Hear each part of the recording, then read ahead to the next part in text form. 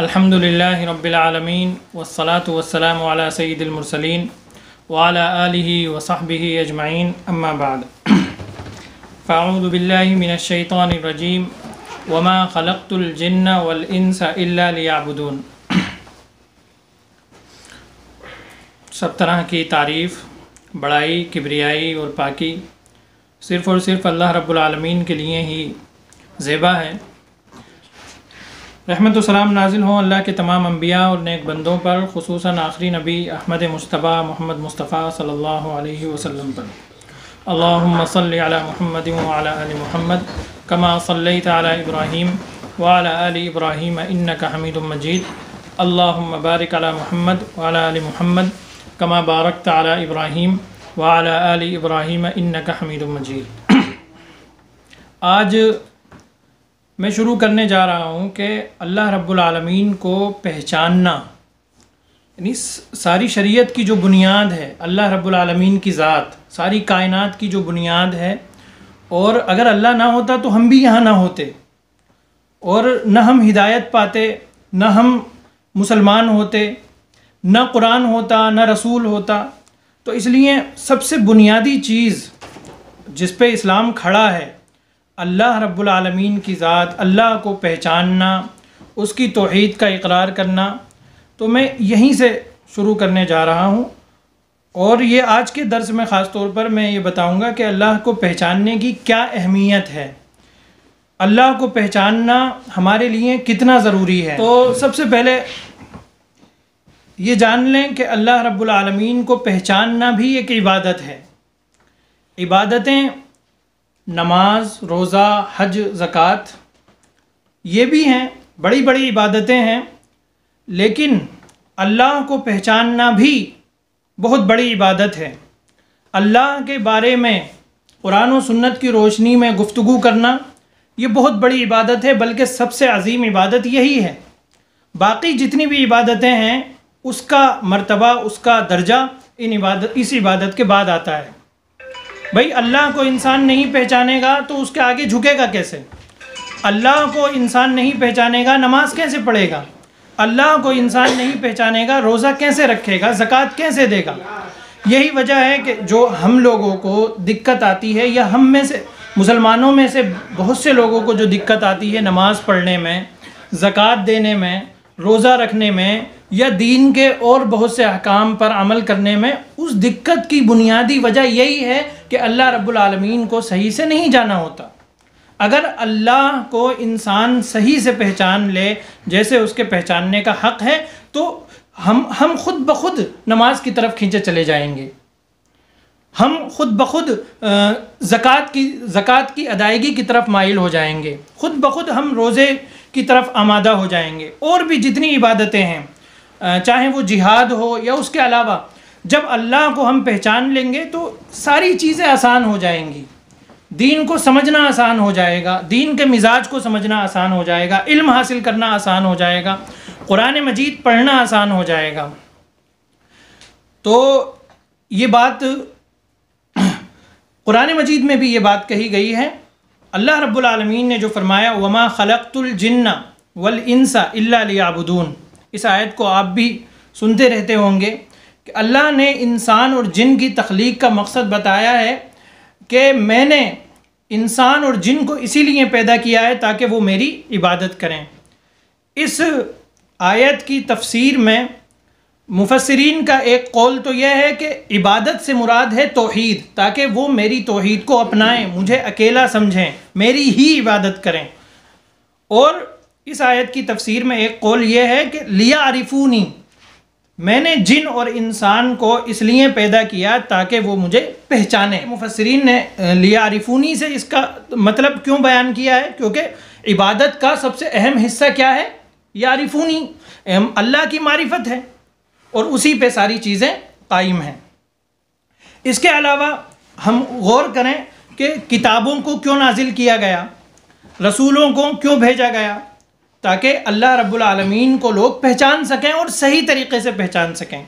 जब रसूलों ने ये कहा, कुरान मजीद में बयान किया गया है कि हमने हर रसूल को ये पैगाम लेकर भेजा कि अल्लाह के सिवा कोई माबूद नहीं है, तो ये पैगाम किस लिए? ये अल्लाह की मारिफत का एक हिस्सा है। यानी लोग अल्लाह को पहचानते थे लेकिन उसमें कुछ गलतियां करते थे, कुछ बुनियादी गलतियां वहाँ पाई जाती थी, बुनियादी फॉल्ट वहाँ पाया जाता था अल्लाह को पहचानने में। तो अल्लाह ने रसूलों को भेजा उस गलती को दुरुस्त करने के लिए।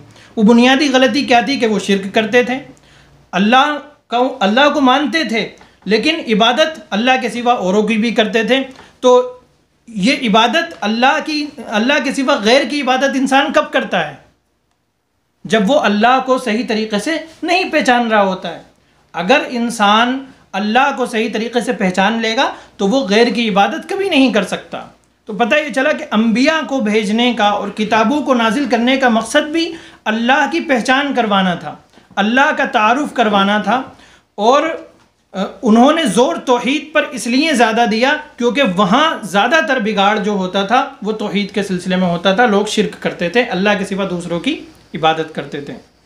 अच्छा, एक बात और है, अल्लाह के रसूल सल्लल्लाहु अलैहि वसल्लम सारे इंसानों में सबसे अफजल हैं।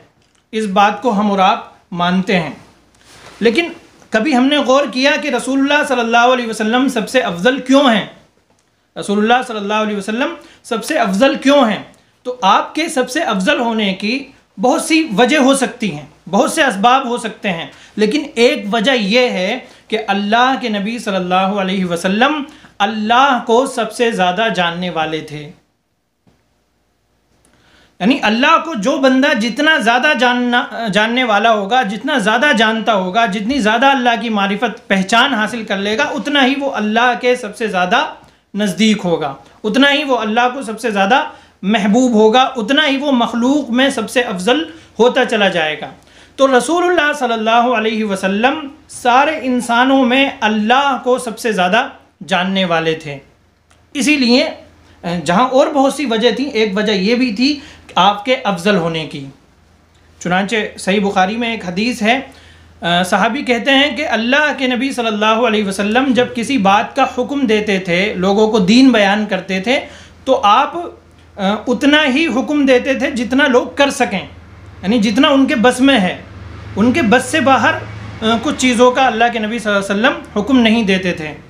तो फिर सहाबा को ये चीज़ थोड़ी सी कम मालूम हुई कि मतलब उन्होंने कहा कि या रसूल अल्लाह, अल्लाह रब्बुल आलमीन ने आपके गुनाह बख्श दिए हैं, अगले पिछले तमाम गुनाह माफ़ फरमा दिए हैं, तो आप इतनी इबादत करने चलेगा, लेकिन हम तो गुनहगार हैं, हमारे लिए इतनी इबादत काफ़ी नहीं है, तो कुछ और भी चीज़ें हमारे लिए होनी चाहिए। तो अल्लाह के नबी सल्लल्लाहु अलैहि वसल्लम ये बात सुनकर गुस्सा हो जाते थे। आप सल्लल्लाहु अलैहि वसल्लम ये बात सुनकर गुस्सा हो गए और कहा कि मैं तुम में सबसे ज़्यादा अल्लाह से डरने वाला हूँ, सबसे ज़्यादा अल्लाह की इबादत करने वाला हूँ और सबसे ज़्यादा अल्लाह को जानने वाला हूँ। यानी तुम मेरी बात को तुम्हें मानना ही पड़ेगा, क्योंकि अल्लाह को सबसे ज़्यादा जानने वाला मैं हूँ, तो अल्लाह हमसे क्या चाहता है वो भी सबसे ज़्यादा मैं ही जानने वाला हूँ। अल्लाह के नबी सल्लल्लाहु अलैहि वसल्लम ने इस हदीस में ये फरमाया कि देखो, जितनी बात तुम्हें बताई जा रही है उसमें ही तुम्हारे लिए खैर है, यही तुम्हारे जन्नत में जाने के लिए इंशाअल्लाह काफ़ी होगा। तो तुम अपनी तरफ से ज़्यादा से ज़्यादा इबादतें, उसमें गुलू करने की कोशिश मत करो, उसमें हद से आगे बढ़ने की कोशिश मत करो। और क्यों? क्योंकि मैं अल्लाह को सबसे ज़्यादा जानने वाला हूँ, सबसे ज़्यादा तक़वा रखने वाला हूँ अल्लाह ताला का। तो अल्लाह के नबी सल्लल्लाहु अलैहि वसल्लम अल्लाह को सबसे ज़्यादा जानने वाले थे। एक ताबीई हैं मालिक बिन दीनार, वो कहते हैं कि दुनिया से दुनिया वाले चले गए, दुनिया से दुनिया वाले चले गए और उन्होंने एक बहुत दुनिया में जो सबसे अच्छी चीज़ थी उसका जायका नहीं चखा। और वो सबसे अच्छी चीज़ क्या थी? उन्होंने कहा मारिफतुल्लाह, अल्लाह रब्बुल आलमीन की मारिफत। अल्लाह रब्बुल आलमीन की मारिफत इतनी अहम चीज़ है कि कुरान में अगर आपसे कोई पूछे कि कुरान का टॉपिक क्या है, तो आप कह सकते हैं कि अल्लाह रब्बुल आलमीन की मारिफत, अल्लाह रब्बुल आलमीन को पहचानना। कुरान सारा का सारा अल्लाह के तारुफ के ही इर्द गिर्द घूमता है। अगर आपको अल्लाह रब्बुल आलमीन का तारुफ चाहिए तो आप कुरान मजीद पढ़ें। अल्लाह के तारुफ की सबसे बेहतरीन किताब कुरान मजीद है। जैसा तारुफ अल्लाह का कुरान ने कराया है, वैसा तारुफ कोई दूसरा या कोई दूसरी किताब नहीं करा सकती, क्योंकि अल्लाह ख़ुद को सबसे ज़्यादा जानने वाला है। भाई अल्लाह ख़ुद को सबसे ज़्यादा जानने वाला होगा या इंसान ज़्यादा जानने वाला होगा? तो जाहिर सी बात है अल्लाह ही ख़ुद को सबसे ज़्यादा जानने वाला होगा। तो इसलिए अल्लाह का तारुफ़ अगर कोई सबसे अच्छा करा सकता है तो वो कौन होगा? वो अल्लाह होगा, और अल्लाह की किताब है कुरान मजीद। आप देखें कुरान मजीद में लगभग 6000 आयतें हैं, 6000 से ज़्यादा आयतें हैं, और अल्लाह का जो लफ्ज़ है ये कुरान मजीद में एक कम 2700 बार आया है। अल्लाह का लफ्ज़ कुरान में एक कम 2700 बार आया है, 2699 मरतबा। क्या पता चला? यानी हर दूसरी आयत में तकरीबन अल्लाह लफ्ज़ अल्लाह आया है। और इसके अलावा अल्लाह के जो और नाम हैं, रब है अल्लाह का एक नाम, वो लगभग 700 मरतबा आया है कुरान में। इसी तरीके से आप पढ़ते हैं कुरान मजीद, गफ़ूर कहीं आता है, कहीं रहीम आता है, कहीं अज़ीज़ आता है, कहीं अलीम आता है, कहीं हकीम आता है। तो ये सब क्या है? ये सब अल्लाह रब्बुल आलमीन का तारुफ़ है जो कुरान मजीद हमारे सामने पेश करता है। तो बुनियादी तौर पर जो उसूली बात है वो ये है कि अगर हमें अल्लाह का तारुफ़ चाहिए तो उसके लिए या तो अल्लाह रब्बुल आलमीन हमें ख़ुद बताएगा या अल्लाह के रसूल सल्लल्लाहु अलैहि वसल्लम हमें बताएंगे। अल्लाह क्या करता है, अल्लाह की ज़ात कैसी है, उसकी सिफ़ात क्या क्या हैं, उसके नाम क्या क्या हैं, ये हमें कुरान से और हदीस से ही मिल सकते हैं। तो बुनियादी तौर पर हम कुरान की तरफ रुजू करेंगे अल्लाह के तारुफ़ के सिलसिले में। लेकिन इसके अलावा अल्लाह के तारुफ़ में, अल्लाह का तारुफ़ जानने के लिए हमें कायनात के अंदर गौर व फ़िक्र की भी तरग़ीब दी गई है। अल्लाह रब्बुल आलमीन कुरान मजीद में कहता है कि इन्न फ़ी ख़ल्क़िस समावात वल अर्द वख्तिलाफ़िल लैली वन नहार, कि आसमानों की पैदाइश में, ज़मीन की पैदाइश में, रात के आने जाने में, और कश्तियों में जो तुम चलाते हो, जिस पे तुम सामान लाद के ले जाते हो। और आज के ज़माने में हवाई जहाज़ हो गया है, तो हवाई जहाज़ में और भी जो भी नई नई चीज़ें ईजाद होती चली जा रही हैं, इन सब में तुम्हारे लिए अल्लाह की निशानियाँ हैं। जैसे जैसे हम अल्लाह की मखलूक में गौर करेंगे वैसे वैसे हमें अल्लाह रब्बुल आलमीन की अज़मत का अंदाज़ा होता चला जाएगा। तो उलमाए किराम ने कहा है कि अल्लाह को अगर हमें जानना है, उसकी अज़मत को हमें पहचानना है, तो हमें अल्लाह की निशानियों में गौर व फ़िक्र करना है। निशानियाँ क्या हैं? आयात का लफ्ज़ अरबी ज़बान में आता है, तो निशानियाँ कुरान मजीद की आयत भी होती हैं, अल्लाह की निशानियाँ कुरान मजीद की आयतें भी हैं। और अल्लाह की निशानियों का दूसरा पहलू वो है जो पूरी दुनिया के अंदर बिखरा हुआ है, यानी आसमान है, ज़मीन है, अल्लाह की मुख्तलिफ़ मखलूक़ात हैं, ये सब भी अल्लाह की निशानियाँ हैं। तो जब आयत का लफ्ज़ कुरान में आता है या आयात का लफ्ज़ आता है तो उससे मुराद बहुत सी जगहों पे सिर्फ़ कुरान की आयतें होती हैं, बहुत सी जगहों पर सिर्फ़ मखलूक़ात होती है, और बहुत सी जगहों पर दोनों चीज़ें मुराद होती हैं।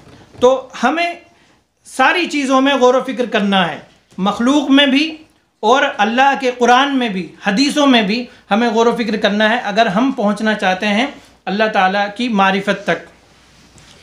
अब कुरान मजीद में जैसे कहा गया है गौर व फ़िक्र किन चीज़ों में करना है, अब ख़ुद अपने आप में गौर व फ़िक्र करना है, अपने इर्द गिर्द की जो चीज़ें हैं उनमें गौर व फ़िक्र करना है। और आप सब यहाँ पढ़ने लिखने से ताल्लुक़ रखने वाले लोग हैं, तो आप किसी न किसी इल्म में होते हैं, चाहे मेडिकल साइंस हो, चाहे बायोलॉजी हो, या दिमाग से मुताल्लिक़ कोई इल्म हो, दिल से मुताल्लिक़ कोई इल्म हो, जानवरों से मुताल्लिक़ कोई इल्म हो, परिंदों से मुताल्लिक़ कोई इल्म हो। इन सब में जितना आप गहरे उतरते हैं उतना ही आप इनमें ज़्यादा गौर व फ़िक्र करेंगे और इनके ज़रिए से अल्लाह की मारिफत आप हासिल कर सकते हैं। तो आप अगर इस पहलू को मद्देनज़र रखें, अपने जहन में, अपने शऊर में इस चीज़ को रखें कि ये जो इल्म है हम पढ़ते पढ़ाते हैं, सीखते सिखाते हैं, इसके ज़रिए से हम अल्लाह की मारिफत तक पहुँच सकते हैं, तो ये आपका पढ़ना पढ़ाना सीखना सिखाना ये भी इबादत बन जाएगा। अब जैसे कुरान मजीद में अल्लाह ने ज़िक्र किया है हल अता अलल इंसानि हीनुम मिनद दहरी लम यकुन शैअम मज़कूरा, कि एक वक्त ऐसा भी आया है इंसान पर कि ये कोई काबिल ज़िक्र चीज़ न था, यानी बिल्कुल आदम अलैहिस्सलाम से भी पहले वो कुछ न था, कुछ उसका वजूद नहीं था। फिर उसके बाद अल्लाह रब्बुल आलमीन ने आदम अलैहिस्सलाम को कैसे बनाया, ये कुरान मजीद में बयान किया जाता है। इसी तरीके से आदम अलैहिस्सलाम से आगे नस्ल कैसे चली इंसान की, वो फिर अल्लाह रब्बुल आलमीन बयान करता है कई मकामात पर कि हमने इंसान को एक कतरे से, एक नुतफ़े से पैदा किया है, और फिर बताया कि नुतफ़े के बाद हमने अलका यानी जोक की शक्ल में उसको ढाल दिया, फिर अलका के बाद मुज़ग़ा की शक्ल में अल्लाह रब्बुल आलमीन ने इंसान को बना दिया माँ के पेट में। मुज़ग़ा यानी एक लोथड़ा गोश्त का। फिर मुज़ग़ा के बाद अल्लाह रब्बुल आलमीन ने हड्डी की शक्ल में उसे बना दिया। फ़कसौनल इज़ाम लहमा, फिर हड्डी पर अल्लाह ने गोश्त चढ़ा दिया। तो इसमें गौर व फिक्र जब हम करेंगे तो हमें अल्लाह की अज़मत का एहसास होगा कि कितनी बारीकी के साथ, कितने तवज्जो के साथ, कितने एहतिमाम के साथ अल्लाह रब्बुल आलमीन ने इंसान को पैदा किया है। फिर उसके बाद अल्लाह रब्बुल आलमीन फरमाता है अलम नजअल लहू ऐनैन, क्या हमने इंसान की आँखें नहीं बनाई, वलिसान व शफ़तैन, ज़बान और दो होठ नहीं बनाए। फिर इसी तरीके से अल्लाह ने फरमाया कि हमने तुम्हें पैदा किया है, वजअल लकुमुस समअ वल अब्सार वल अफ़िदा, फिर अल्लाह ने तुम्हारे जो है कान बना दिए, आँखें बना दी, और दिल बना दिया, दिमाग बना दिया। तो ये सोचने की ताकत, ये थिंकिंग, सोचने की ताकत, दो चीज़ों से तीसरी चीज़ तक पहुँचने की ताकत, और चीज़ों को गहराई से समझने की ताकत अल्लाह रब्बुल आलमीन ने दी है। ये भी अल्लाह रब्बुल आलमीन की बड़ी निशानी है। हम इससे अल्लाह की अज़मत तक पहुँच सकते हैं। यानी एक इंसान कितना गहरा सोच लेता है, तो सोचे अल्लाह रब्बुल आलमीन के इल्म की क्या हद होगी। एक जो इस वक्त लाइब्रेरियां हैं, दुनिया की सारी लाइब्रेरियां, उसमें कितने इल्म बिखरे पड़े हैं। तो ये एक इंसान जो आदम से निकला, उसने इतना इल्म दुनिया में फैला दिया है। हर फील्ड से, हर शोबे से मुताल्लिक़ इल्म भरा पड़ा है, किताबों में मौजूद है। तो जिसने इस इंसान को अक्ल दी है, जिसने इस इंसान को इल्म से नवाजा है, उसके इल्म का क्या आलम होगा, उसकी हिकमत का क्या आलम होगा। इस तरीके से हम अल्लाह की मारिफत के बारे में सोच सकते हैं। फिर अल्लाह रब्बुल आलमीन ने फरमाया फलयंजुरिल इंसानु इला तामी, कि इंसान अपने खाने को देखे, इंसान अपने खाने को देखे। यानी दस्तरखान पर हम बैठे हुए हैं और खाना सामने मौजूद है, और अल्लाह रब्बुल आलमीन उसमें गौर व फिक्र की दावत दे रहा है कि ये जो खाना है, ये जो चावल है, ये जो रोटी है, ये हम तक कैसे पहुँची, उसके प्रोसेस पे हम गौर करें। फलयंजुरिल इंसानु इला तामी अन्ना सबबनल मा सब्बा, हमने पानी बरसाया, सुम्मा शक़क़नल अर्द शक़्क़ा, फिर हमने ज़मीन फाड़ी, फिर हमने ज़मीन के अंदर दाने उगा दिए। तो अच्छा, फिर बारिश भी ऐसे ही नहीं बरस गई यक बयक, बारिश का भी प्रोसेस है। वो भी कुरान मजीद में अल्लाह रब्बुल आलमीन बयान करता है कि अल्लाह ही है जो बादलों को उठाता है और बादलों को हाँक कर ले जाता है जिस ज़मीन में अल्लाह को पानी बरसाना होता है। और कुरान मजीद में ये भी वयुनशिउस सहाबत सिक़ाल, कि अल्लाह भारी भरकम बादलों को पैदा करता है, भारी भरकम बादलों को बनाता है। आजकल ये साइंस से साबित हो गया है कि बादल सिर्फ ये हवा नहीं होती है, बल्कि उसका वज़न भी होता है। बादलों में लगभग एक बादल का टुकड़ा 500 टन के बराबर होता है। इसके अलावा और भी गौर व फिक्र करने की बहुत सी चीज़ें हैं। हम बच्चे के बचपने में गौर व फिक्र करें, बुढ़ापे में गौर व फिक्र करें, जवानी में गौर व फिक्र करें। ये कुरान मजीद में बयान किया गया है कि वही अल्लाह है जिसने तुम्हें पैदा किया एक नुतफ़े से, फिर तुम कमज़ोर थे, फिर कमज़ोरी के बाद ताकत आई, फिर ताकत के बाद फिर कमज़ोरी आई। तुम पहले बच्चे थे, फिर बूढ़े हो, जवान हो गए, फिर बूढ़े हो गए। तो ये सब अल्लाह की निशानियां हैं, गौर व फिक्र की चीज़ें हैं। इसके ज़रिए से हम अल्लाह तक पहुंच सकते हैं। इसी तरीके से अल्लाह की आयतों के ज़रिए से हम अल्लाह तक पहुंच सकते हैं। और सबसे अहम चीज़ अल्लाह के तारुफ़ के सिलसिले में जो है, वो हैं अल्लाह के प्यारे प्यारे और अच्छे अच्छे नाम। कुरान मजीद में बहुत से नाम अल्लाह के ज़िक्र किए गए हैं जिनके ज़रिए से हम अल्लाह को पहचान सकते हैं। 4 आयतों में आया है कि अल्लाह के अच्छे अच्छे नाम हैं। सूरह आराफ में अल्लाह फरमाता है वलिल्लाहिल अस्माउल हुस्ना फदऊहु बिहा, कि अल्लाह के अच्छे अच्छे नाम हैं, लिहाजा उन नामों के ज़रिए से अल्लाह को पुकारो, अल्लाह से दुआ मांगो, अल्लाह की इबादत करो। वज़रुल्लज़ीन युल्हिदून फ़ी अस्माई सयुजज़ौन मा कानू यामलून, और उन लोगों को छोड़ दो जो अल्लाह के नामों में कज रवी इख्तियार करते हैं, गलत रविश इख्तियार करते हैं, उन लोगों को छोड़ दो, अपने हाल पर छोड़ दो, अल्लाह उनसे निमट लेगा। सयुजज़ौन मा कानू यामलून, अन करीब वो अपने अमल का बदला दिए जाएंगे। इसी तरीके से अल्लाह ने एक दूसरी आयत में फरमाया सूरह इसरा में, कुल उदुल्लाह अव उदुर रहमान, जो मक्के के मुशरिकीन थे, मक्के के काफिर थे, वो रहमान जो अल्लाह का नाम है उसको नहीं मानते थे। वो अल्लाह तो मानते थे लेकिन रहमान को नहीं मानते थे। तो अल्लाह ने उनके जवाब में फरमाया, कुल उदुल्लाह अव उदुर रहमान, तुम अल्लाह पुकारो या रहमान पुकारो, अल्लाह को पुकारो या रहमान को पुकारो, कोई फ़र्क नहीं पड़ता, क्योंकि दोनों, अल्लाह भी वही है और रहमान भी वही है। अय्यम्मा तदउ फलहुल अस्मा, जो भी तुम पुकारोगे तो कोई उससे फ़र्क नहीं पड़ता। फलिल्लाहिल अस्माउल हुस्ना, क्योंकि अल्लाह के फलहुल अस्माउल हुस्ना, अल्लाह के अच्छे अच्छे नाम हैं, अच्छे अच्छे नाम हैं। यानी इससे ये भी पता चला इस आयत से कि अल्लाह के जितने भी नाम हैं वो अच्छे ही हैं, कोई भी नाम उसमें गलत या ख़राब नहीं है। कोई भी नाम ऐसा नहीं है जो ऐबदार हो। और ऐबदार क्यों नहीं है नाम? अल्लाह के नाम अच्छे अच्छे क्यों हैं? क्योंकि अल्लाह की सिफ़ात ही अच्छी अच्छी हैं। अल्लाह के जो नाम हैं वो अल्लाह की सिफ़ात पर दलालत करने वाले हैं। यानी रहमान है, हम इंसानों में तो ये होता है कि आरिफ किसी का नाम है तो आरिफ के माना होते हैं पहचानने वाला। तो भाई आरिफ किसी का नाम है, हो सकता है वो जाहिल भी हो। किसी का नाम नासिर है, नासिर मतलब मदद करने वाला, हो सकता है वो उसे खुद मदद की ज़रूरत हो। तो इंसानों के नाम में माना का ख्याल नहीं रखा जाता इंसान का नाम रखते हुए। कोई मंसूर है जिसकी मदद की गई, लेकिन उसकी हालत आप देखेंगे वो मंसूर नहीं है अपनी हालत से। और इसी तरीके से किसी का नाम अकबर है, अकबर का नाम होता है बहुत बड़ा, तो आप देखेंगे वो छोटा है। अकबर नाम है और वो ठिगना है, छोटा है, छोटे कद का है। तो इंसान के नामों में इस बात का ख्याल नहीं रखा जाता कि जो नाम हम रख रहे हैं ये माना इसके अंदर मौजूद है या नहीं है।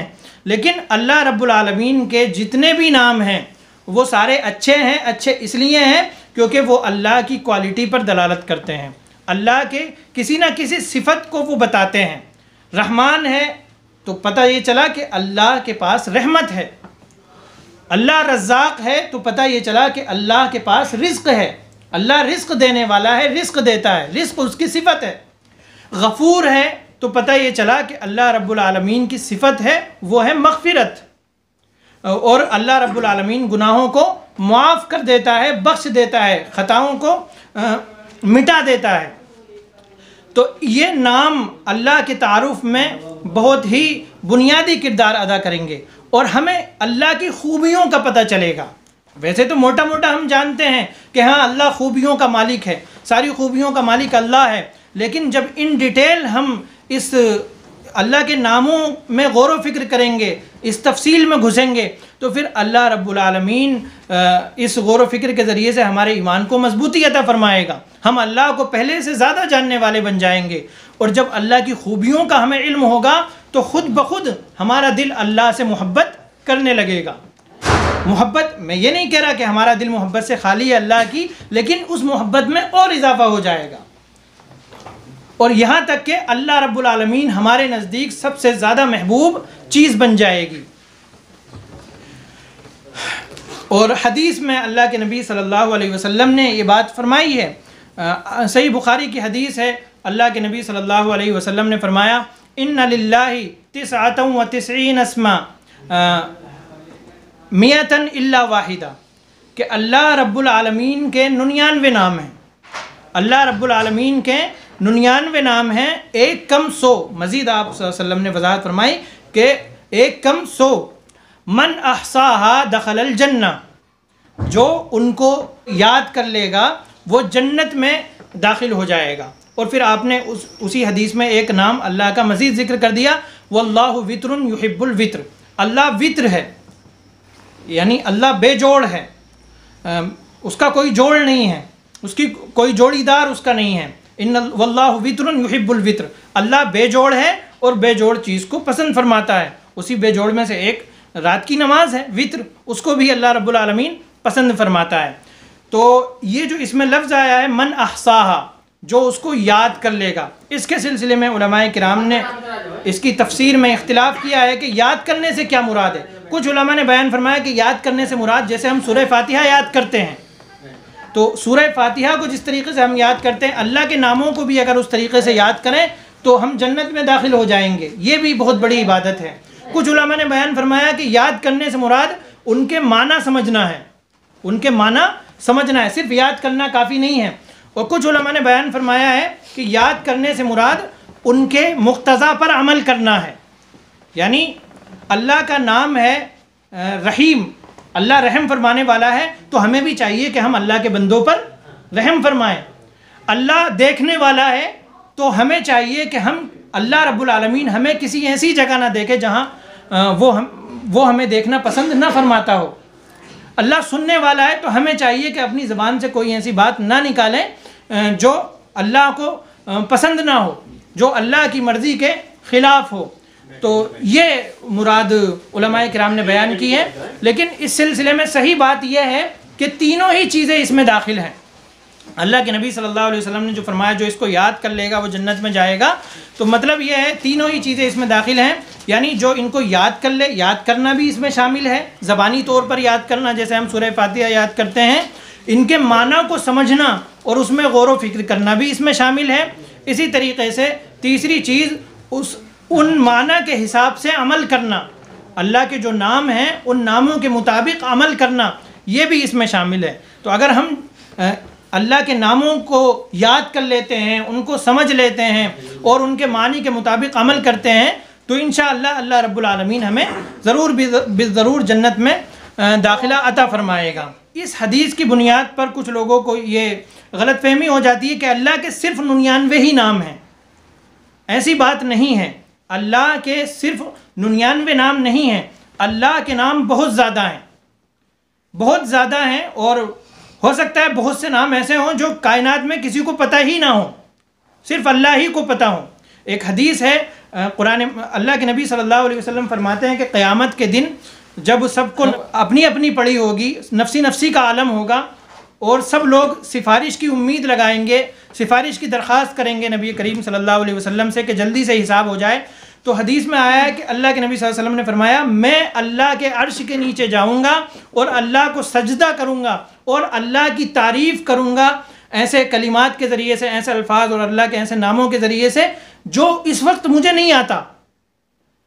यानी अल्लाह रब्बुल आलमीन उसी वक्त रसूलुल्लाह सल्लल्लाहु अलैहि वसल्लम को कुछ चीज़ें सिखाएगा जो इस वक्त दुनिया के अंदर रसूलुल्लाह सल्लल्लाहु अलैहि वसल्लम को वो चीज़ें पता नहीं थी, और उन चीज़ों के ज़रिए से रसूलुल्लाह सल्लल्लाहु अलैहि वसल्लम अल्लाह ताला की तारीफ़ फरमाएंगे।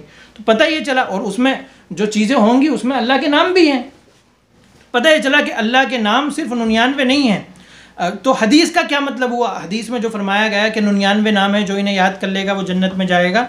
तो हदीस में देखिए इसका मतलब ये है कि 99 नाम ऐसे हैं जो इन्हें याद कर लेगा वो जन्नत में चला जाएगा। कभी ऐसा होता है हमारे पास 1000 रुपये जेब में रखे हैं, लेकिन हम बच्चों से कह रहे हैं कि बच्चों ये 100 का नोट है, जो शख्स सूरह फातिहा सुना देगा मैं उसे 100 रुपये दे दूँगा। तो क्या मतलब 100 के नोट के अलावा मेरी जेब में और पैसे नहीं हैं? तो हदीस की सही तशरीह यही है कि अल्लाह के 99 नाम के अलावा और भी बहुत से नाम हैं, क्योंकि अल्लाह बहुत अजीम है, अल्लाह बहुत बड़ा है और अल्लाह के इल्म की कोई हद नहीं है। तो इसलिए ये समझा जाए कि अल्लाह के बहुत से नाम हैं, सिर्फ 99 नाम नहीं हैं। लेकिन कुरान में और हदीस में लगभग 99 या उससे कुछ ज़्यादा नाम आए हैं, और जिस पे हम इंशाअल्लाह अगले हफ्ते से गौर व फिक्र करेंगे। अल्लाह ताला से दुआ है कि अल्लाह रब्बुल आलमीन हमें अपनी मारिफत अता फ़रमाए, अल्लाह रब्बुल आलमीन हमारे ईमान में इजाफ़ा फ़रमाए, अल्लाह रब्बुल आलमीन हमें अपनी ज़ात की मोहब्बत अता फ़रमाए। ए अल्लाह हमारी मग़फ़िरत फ़रमा, ए अल्लाह हमें रिज़्क़ अता फ़रमा, ए अल्लाह हमारी औलाद की इस्लाह फ़रमा, ए अल्लाह हमें जो परेशान हाल है उनकी परेशानियों को दूर फ़रमा, ए अल्लाह जो हमें बीमार हैं उनको शिफायाब कर दे, ए अल्लाह हमें इस्लाम पर ज़िंदा रख और ईमान पर हमें मौत नसीब फ़रमा। आमीन व आखिर दावाना अल्हम्दुलिल्लाह।